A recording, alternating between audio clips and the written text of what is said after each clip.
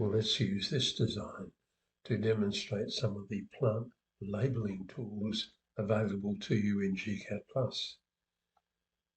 If we look at this drawing, and if I select individual symbols, you can see that it's a symbol, U-plant symbol 112, so it's taken from the standard library set. That's library, plants, and standard, and one of these symbols has been taken from that zone. But if we look again in the properties box, can you see it's telling us that the symbol has been tagged to an entry in the plant database, the so-called GCP file. And once that's done, it becomes quite easy to label plants in a variety of ways. So if we say gCADPlus, plant schedules and lists, and let's have a look at this SmartLabel tool.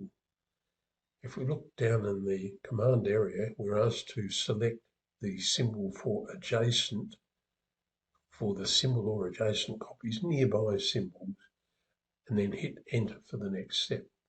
So actually we'll take this symbol here.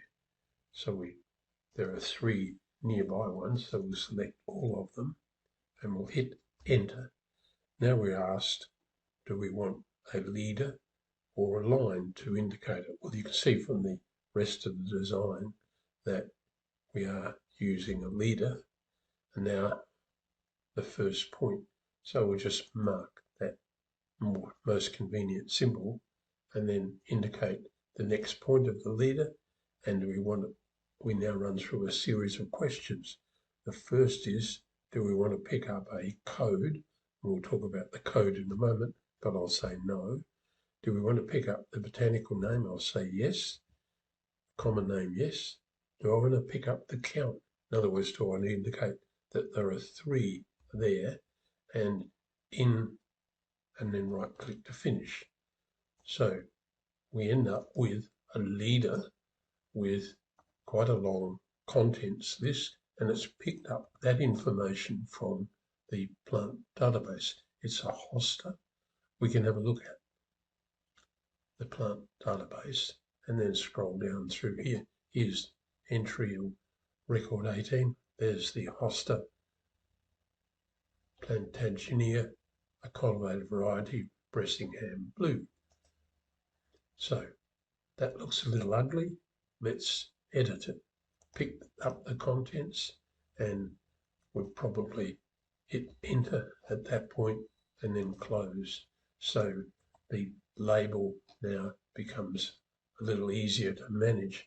As I look at it, I think that the arrowhead is a little too tall, and I can fix that easily by going into dimensions, styles, and geometry, and we'll change that to a 0.7. This is an example from the US, and now the arrowhead looks a bit nicer as far as I'm concerned.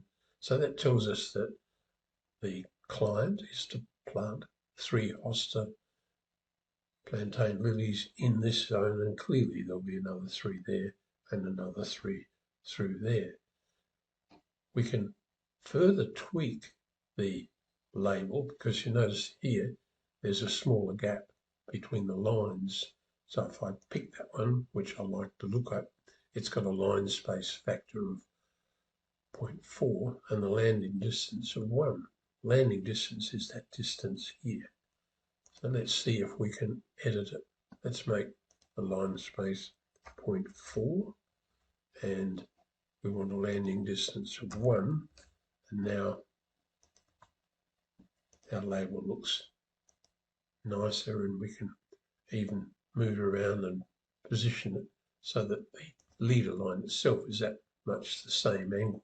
Here's another one over here, which we would also edit, 0.4 and then 1. Oops. And enter it. So once we try and come over here, can you see the smart label works quite nicely?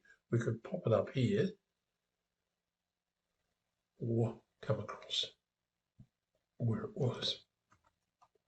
So I hope that gives you some insights into the use of that plant labelling tool, that SmartLabel tool. It can be used in quite a number of ways. I neglected to mention that you've also got control over justification. Here's justification set at centre, and we might want to set left justification more commonly, and edit. We might set the same here, centre, and click down there for left. So things are starting to line up nicely. We can do the same there. We would very much like, and we will work on it in future, to have our modify and match properties tools pick up the correct line spacing and justification from this one, which we're happy with, and then apply it to that one. Unfortunately, we haven't got that level of sophistication yet in that tool.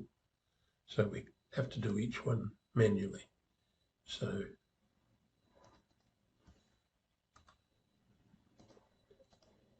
we're quite happy now. Justification, all of these is left, and you'd, I think, make this one over here right.